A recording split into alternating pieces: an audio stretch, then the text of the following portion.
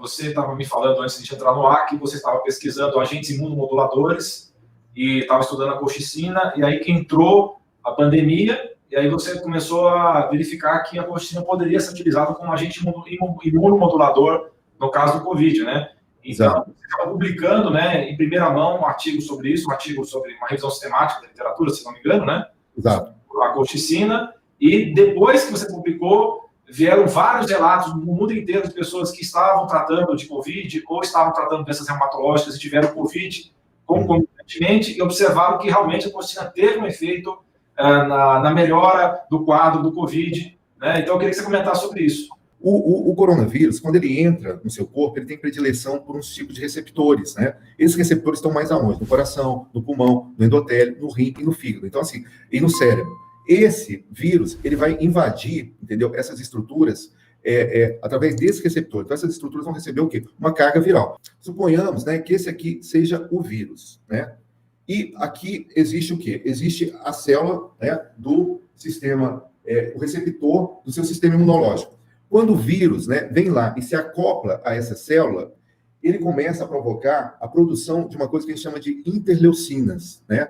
Então, o que acontece? Quando esse vírus entra no sistema imunológico, ele faz uma reação em cadeia que faz com que essa interleucina agora fique ativa, igual esse pincel aqui que agora eu posso escrever. E aí ela vai fazer o quê? Ela vai sinalizar que existe um inimigo dentro do seu sistema, dentro do seu corpo. E aí você vai aonde? Geralmente vai ali para o fígado, começa a produzir o quê? Fatores de coagulação, você começa a produzir fatores de fibrose, fatores, né, pró-inflamatórios que vão o quê? Vão atrás do vírus. O que tem feito os pacientes terem trombose? O que tem feito os pacientes terem a fibrose pulmonar? O que tem feito os pacientes terem a cardite, a lesão renal? É tudo o quê? Esses mísseis teleguiados tentando atingir o quê? A área onde o vírus está. Então, essa resposta exacerbada é o que a gente chama de tempestade de citoquinas. Então, o que a colchicina faz? A colchicina, ela impede, né, que essas citoquinas que estão inativas, né, elas se tornem ativas.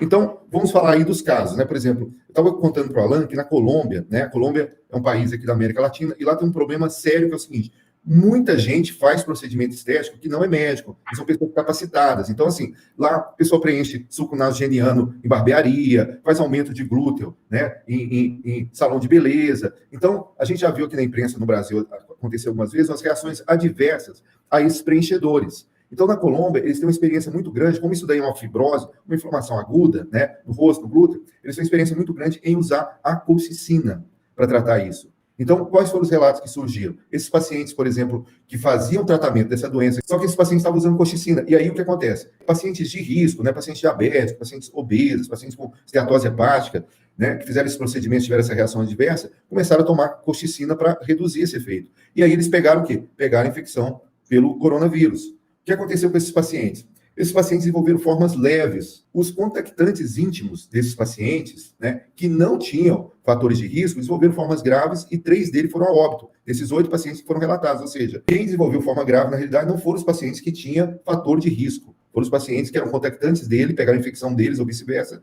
Mas a colchicina teve o quê? Um efeito protetor. Isso daí foi observado também. Pacientes transplantados, né, que pegaram infecções graves e os médicos lá fazendo estudo, falou assim, não, vamos tentar a colchicina. E vários pacientes, por exemplo, tiveram redução da interleucina 6, que eles já falaram assim, não, esse paciente realmente vai conduzir para óbito, mas vamos tentar a colchicina aqui. E esses pacientes, o quê? Reduziram a interleucina 6 da noite para o dia. Existe hoje 9 trials, né, que estão sendo desenvolvidos, né, por várias instituições ao redor do mundo com o uso da colchicina. Alguns usando precocemente, outros usando numa fase mais tardia. Então, assim, são vários estudos, né, que têm mostrado que ela é uma droga que teria realmente uma aplicabilidade clínica. Um dos trials mais avançados que tem é um que está sendo feito também com os Estados Unidos e a Espanha, onde eles estão fazendo o quê? Eles estão pegando pacientes nas primeiras 24 horas de sintoma e incluindo o quê? A colchicina no esquema terapêutico. Ou seja, a colchicina não é uma droga, isso aí eu quero deixar bem claro, uma droga para você usar isoladamente, né? Ela é uma droga que ela faz parte do quê? De um arsenal terapêutico contra a Covid-19.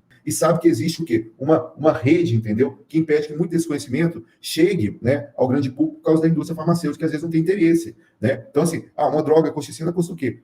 Talvez menos de R$10, 30 comprimidos, né? Então, isso aí não gera lucro. Como é que eu vou ter lucro, né, com a pandemia, com remédio que custa R$10, não tem patente, né? Mesma coisa da ivermectina e tantos outros aí que a gente tem ouvido falar. Então, a colchicina, ela faria parte de um esquema terapêutico junto com as outras coisas que estariam sendo usadas. Então, por exemplo, esse estudo que eu falei de Nova York é um estudo que o paciente, nas primeiras 24 horas de sintoma, seria 1 miligrama por 3 dias e depois manteria meio miligrama até o D27. Então, seria 30 dias de tratamento junto com os outros esquemas que já são feitos lá, que é a questão da azitromicina, da hidroxicloroquina, etc. Então, quer dizer, você não faria um estudo do paciente sem essas drogas. Tá? A hidroxicloroquina seria o quê? Uma peça desse quebra-cabeça, uma droga que teria uma ação, basicamente, na tempestade de citoquinas, né? Embora os estudos achem que tem até uma ação aí na questão da infectividade mesmo, mas ela seria o quê? Aquela pecinha que falta no esquema terapêutico para conter a tempestade de citoquinas. Porque todas as drogas que a gente tem falado, né? Por exemplo, você fala vitamina D, a vitamina D reduz realmente essa resposta adaptativa, né? Melhora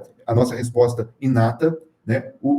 E as outras drogas, né? Azitromicina, hidroxicloroquina, cloroquina, a ivermectina tem uma ação imunomoduladora, mas não tão intensa, mas é mais o que? Uma ação contra o vírus, uma ação de fragmentar o vírus, né? Isso que a gente tem observado.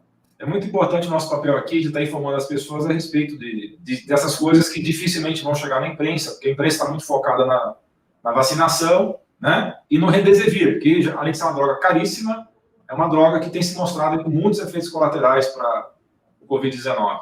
Vamos ver os pacientes que são elegíveis para usar a colchicina nesse estudo precoce que está sendo feito nos Estados Unidos. Eles querem o quê? Eles querem pacientes com menos de 24 horas de sintoma e eles querem pacientes, né, que não estejam grávidos e nem querendo engravidar, porque é uma contraindicação de usá-la. Mas é só isso, né? Assim, o paciente pode ter insuficiência renal prévia, né? Tem que ter um clearance pelo menos acima de 30, mas o restante é uma droga que é bem tolerada. No estudo greco, que é o mais antigo, é o mais último que saiu agora, eles falam que dos 110 pacientes que eles usavam, entendeu? O único efeito colateral foi a diarreia, mas não foi um motivo de retirar a droga, porque foi plenamente tolerável, né?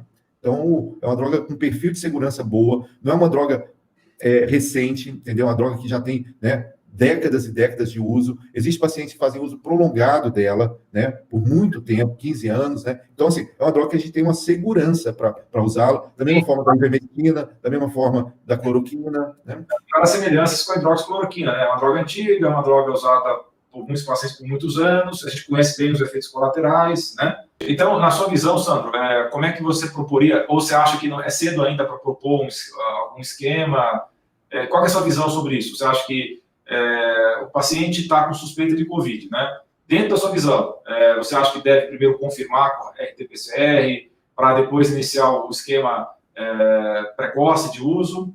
E se você acredita nisso, essa dose tem que ser individualizada ou já teria um esquema já seguro de uso da colchicina? Eles colocaram uma dose. Nos Estados Unidos eles têm a colchicina de 0,6, né? Aqui no Brasil é 0,5. Então, o que eles fizeram? Eles usaram 2 comprimidos, então usaram 1,2 miligramas, e com 6 horas, eles repetiam metade da dose. E depois eles mantinham o quê? Essa dose de 0,6 por 14 dias. Teoricamente, é uma dose baixa, sem o paciente sentir sintoma. É só no primeiro dia, que é quando ele vai tomar 1,18, tá? E, por exemplo, se ele sentir diarreia, ele não tomaria esse comprimido a mais, ele tomaria 1,2, né? Com 6 horas, 0,6, nos outros dias, 0,6, até o D14. Então, o que acontece? Esse é o protocolo que é usado lá, né? Que está sendo usado lá e eles não suspenderam. Né? Eu não vejo, né, uma forma, uma piora do quadro da evolução do paciente usando a colchicina. Por quê? Porque os pacientes todos, eu tenho, por exemplo, um consultório, Alan, eu tenho pacientes, por exemplo, que tiveram uma crise de gota durante a pandemia. E aí, o que acontece? Paciente de risco, estava tomando medicação por causa da crise de gota, filho pegou, esposa pegou, o filho foi até internado, entendeu? Com caso grave, e o paciente oligosintomático, né? Ou seja, a gota pode ter salvado a vida dele, como a gota pode ter, como o polímero lá que o pessoal aplicou na Colômbia pode ter salvado a vida daqueles pacientes, né? Por ter evitado formas mais graves, né? Então, é uma droga que, assim, a gente é médico, é cientista, né? Sabe como que a ciência funciona. Então, esses relatos, né, te dá um impulso para que você veja que essa droga é segura e nas pessoas que usaram, aparentemente podem ter o quê? Reduzido a tempestade de citoquinas. Isso aí, alguns pacientes meus usaram, entendeu? Indicados por mim, e teve realmente uma melhora dos marcadores inflamatórios. A Martina está colocando uma situação aqui que a gente tem que esclarecer que, realmente, se a pessoa utiliza uma dose alta da colchicina, ela pode ter efeitos colaterais, mas a dose que o doutor Sandro está falando aqui é uma dose baixa, tá? Que dificilmente vai ter uma diarreia terrível, vai ter uma diarreia leve, moderada e vai ser temporária, não é, doutor Sandro? Se o paciente não usa outras drogas, Alan, que interferiria, né, com os mesmos receptores, né, provavelmente não vai ter efeito colateral nenhum, né? Meu trabalho citou da interferência de drogas. Agora, um reumatologista, né, se ele passou a colchicina, por exemplo, para um quadro agudo, né, foi um uso por poucos dias. Agora, nas indicações para doenças mais crônicas, provavelmente, né, o paciente, às vezes com uma desbiose, uma colite, entendeu? Pode apresentar uma diarreia mais prolongada. A gente não observa isso nos pacientes de consultório, né, que já fazem uso dessas drogas regularmente. Então, assim, tem que ver se o paciente não tinha alguma condição que fez com que tivesse esse sintoma aí mais exacerbado. Não é geralmente o que a gente observa. E tem que ver também a dose que ela usou, se foi uma dose de 18 diariamente, ou se foi uma dose baixinha, tá? Conhecer mais o trabalho do doutor Sandro, ele atua no estado de Goiás, em Rondônia, é só entrar nesse link aí. Aí por lá também fica sabendo das suas redes sociais também. A gente até, Alan, tipo assim, igual assim, a gente estuda muito ciência básica, né? Então, recentemente eu fiz um estudo sobre o quê? Sobre os pilares da longevidade. Então, uma pergunta aqui da Daura, ela toma colchicina para gota, ela quer saber se pode continuar tomando. Obviamente, essa pergunta tem que ser feita aqui para escrever a colchicina, mas pelo que o doutor Sandro está falando, vai ter um efeito aí de te ajudar se por acaso você pegar o Covid, não é isso?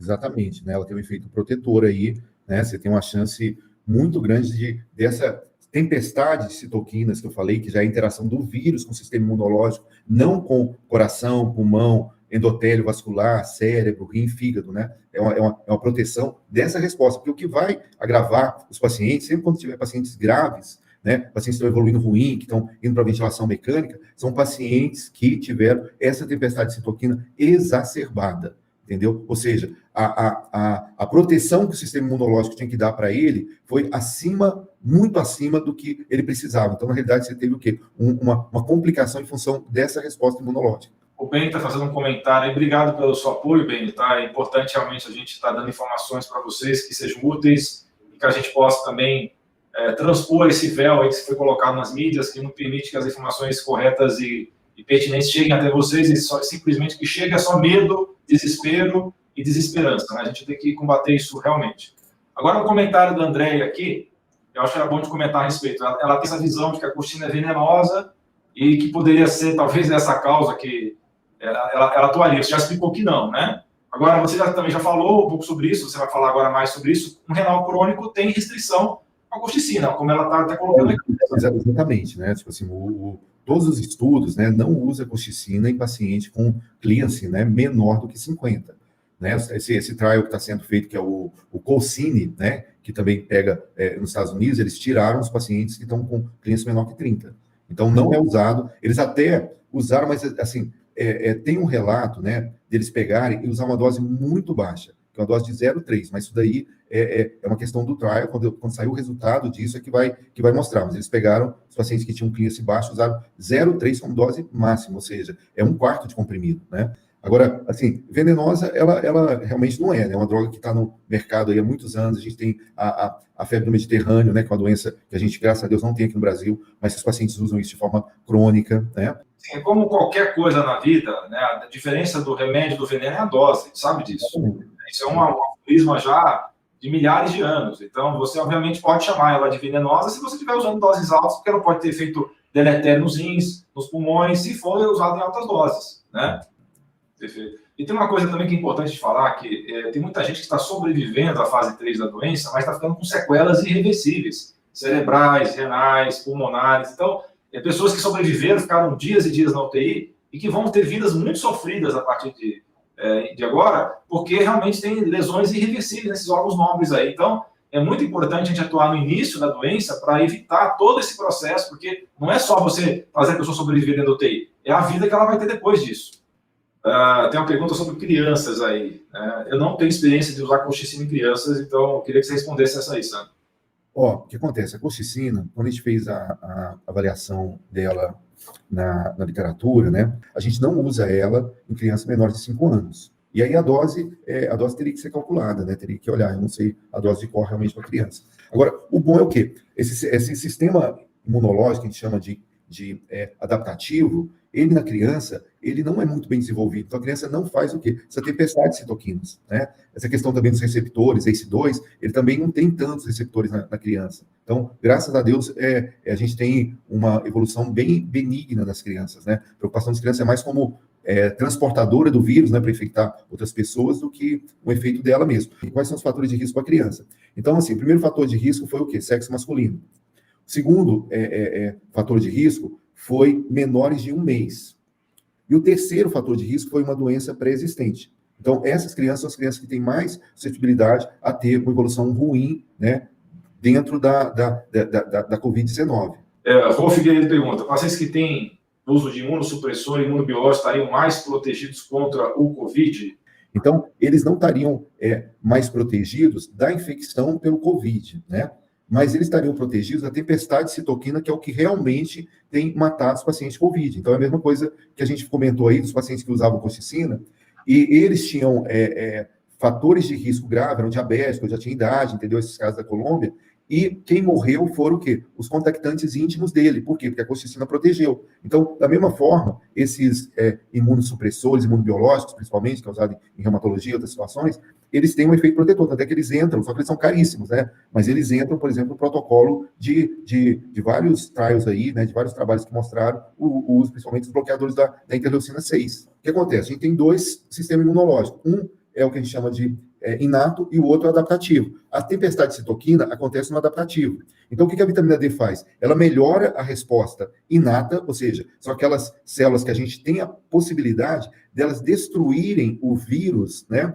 No momento que ele entra no corpo, ela chegar lá e já fazer fagocitose, citólise, destruir, ou seja, a vitamina D melhora isso, e por outro lado, ela faz o quê? Ela vai lá na imunidade adaptativa e regula ela para baixo, ou seja, a chance de fazer essa tempestade de citoquina também se torna mais reduzida nos pacientes com a vitamina D em níveis ótimos, né? Perfeito, então a vitamina D seria um excelente profilático, e para quem pegou o Covid, a colchicina entraria dentro do armamentário terapêutico, como o Sandro bem falou aí. E isso já responde à dúvida da Vera, não dá para usar a colchicina como profilático, porque a atuação dela é justamente de quebrar a tempestade de citocinas, né, a tempestade inflamatória que acontece com o Covid. O uso dela seria o quê? Igual, por exemplo, esse trial que está acontecendo lá em Nova York, na Espanha, é você pegar o paciente nas primeiras 24 horas de sintomas, né? Igual eu falei, uma coisa que eu quero que fique claro é que o tratamento da Covid-19 é uma terapia combinada. Não é uma droga isolada, entendeu? É uma terapia combinada. Desde o início da live eu tenho falado isso, né? O doutor Alan também concorda, né? Então a gente tem o quê? Melhorar essa parte de vitamina D, melhorar a questão, o uso da ivermectina, o uso da azitromicina, hidroxicloroquina, essas coisas todas. E a colchicina, ela vem o quê? Ela vem junto com essa terapia combinada. De protocolo, isso aí é elaborado nos trials, mas igual eu falei, por exemplo, ele está propondo o quê? De você usar 1,2 miligramas, né? No Brasil não tem essa dose, pode ser 1 miligrama, com 6 horas, né? Repete 0,5 e aí usa 0,5 a partir dos outros dias até o D14. Isso daí é o quê? Para sintoma. Quando você, por exemplo, tem um corte no seu dedo, né? Esses receptores, né, que tem no seu sistema imunológico circulando no seu sangue, eles vão ver o quê? Fragmentos de tecido seu. E eles vão falar assim, poxa, tem sangue, né, que está vazando, tem tecido aqui. O que eles fazem? Eles vão e geram essas citoquinas que vão sinalizar medula, vão sinalizar fígado para fazer fatores para conter aquela hemorragia que está no corte do seu dedo. Ele vai fazer trombos ali. Então, quando você tem a tempestade de citoquina exacerbada, né, esses fatores protrombóticos, eles são gerados, entendeu? Só que eles são gerados de forma o quê? Intensa, né? E aí você pode ter o quê? Trombose de vasos no cérebro, trombose de vasos coronarianos, trombose de vasos pulmonares, entendeu? Porque isso é o quê? É uma resposta exagerada, né? É como se você tivesse que matar uma barata com um míssil, entendeu? Então você vai fazer o quê? Danos colaterais que não era para ser feito. A gente tem duas frentes, né? Uma frente é o quê? Os antivirais, quanto menos antiviral tem, menos você estimula o sistema imunológico, menos você vai ter células danificadas, que vai estimular o sistema imunológico, mas a outra frente de tratamento seria você bloquear, né, a tempestade. Então, por exemplo, quando você usa um anticoagulante, você não está errado de usar um anticoagulante, então é errado de usar o enoxaparina, o heparina, só que você está tratando o quê? Um sintoma do que foi a tempestade. né? Você está coagulando o sangue porque ele está hipertrombótico, mas você não está agindo nos fatores que levaram essa hipertrombose ocorrer, que no caso, a gene está na tempestade de citoquinas. O Ricardo está dizendo que, mesmo em protocolo, tem sido utilizado várias combinações realmente diferentes, né? E tem vários estudos comparando várias combinações diferentes. E ele quer saber se tem uma interação entre a colchicina com a hidroxicloroquina. Eu não fui atrás dessa informação, talvez você tenha ido ver isso daí. Tem essa interação? Quando a gente fez o estudo, o que a gente viu é que teria, né, uma interação com a claritromicina, né? A claritromicina, né, a gente sabe disso, né? Ela pertence a uma classe que a gente chama de macrolídeos, né? A azitromicina pertence a essa classe de macrolídeos. Só que a literatura não fala dessa interação com a azitromicina. Ela fala da interação com a claritromicina, né? E a gente revirou, e realmente só encontrou a interação dela, né? Que teria que fazer um ajuste de dose aí com a claritromicina, não com a azitromicina. Agora, a hidroxicloroquina, existe um artigo que foi lançado em 2019 que ele mostra o quê? Que ela teria uma ação imunomoduladora, né? Também no inflamosoma. O Manuel está perguntando se quem foi revascularizado, imagino que seja de coronária, né? Pode fazer uso da colchicina. Ela, inclusive, tem os protocolos de uso dela, né, em paciente revascularizado, né? Ela é usada em cardiologia, inclusive, para isso. A ivermectina continua sendo uma ótima opção para tratamento precoce do COVID, porém, não é uma coisa que vai ficar prática para as pessoas usarem como... Até porque é polêmico ainda, né, se deve ser utilizado como prevenção ou não, porque existe ainda a necessidade de outros estudos para confirmar isso, mas existem várias evidências indiretas de que a ivermectina tem um efeito protetor imunomodulador. O que muita gente discute aí é que o efeito de bloqueio da replicação viral que é visto em laboratório in vitro não seria intenso o suficiente no ser humano, porque a concentração da droga não atingiria a mesma in vitro do que atinge em vivo. Porém, tem mecanismos aí da ivermectina que são misteriosos, que não se descobriu exatamente como é que funciona, que teriam um efeito imunomodulador e protetor, mas ainda ficou muito polêmico, assim como a hidroxicloroquina ficou polêmica, né?